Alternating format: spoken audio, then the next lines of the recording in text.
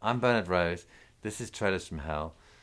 Now we're going to talk about Billion Dollar Brain, which is the third movie, I think, in the Harry Palmer series starring Michael Caine.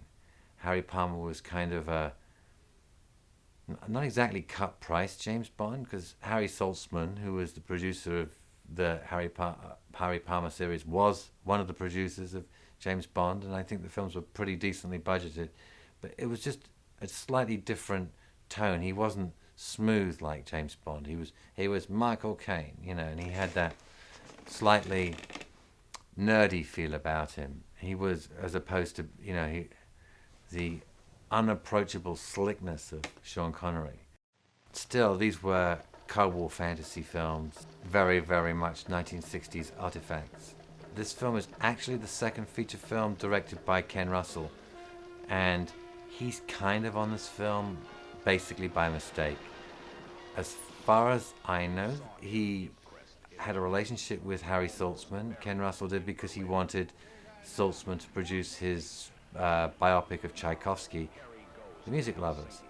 And I think what happened was that Saltzman said, I'll make The Music Lovers, but first, why don't you make something a little more commercial for me? That old story. And that was this. Of course, after this experience, they never worked together again. It's an odd fit for Ken. He was obviously inexperienced at the time. He was basically someone who'd made television documentaries and one very low budget feature.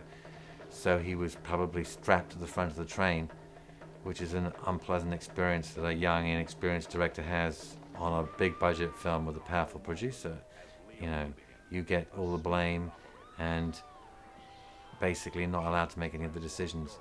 It's kind of an unpleasant place to be, and you can feel that in this movie in every respect except one sequence in it where there's a kind of battle on the ice, which is a parody and a pastiche of the wonderful scene in Eisenstein's Alexander Nevsky with the incredible music by Prokofiev. And Ken, being an absolute expert on classical music, used the Prokofiev score from Alexander Nevsky and restaged the battle on the ice in this film. And it's really the only part of the film where you can feel his signature. The rest of it, it's a learning experience, and it's a job, and it probably was, I imagine, quite painful for all concerned, as these situations usually are.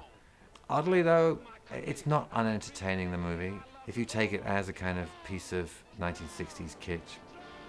Like all those films, it has a kind of weird kind of overestimation of 1960s computers that always seem to run tapes and go mad. It's a bit Austin Powers, A Billion Dollar Brain.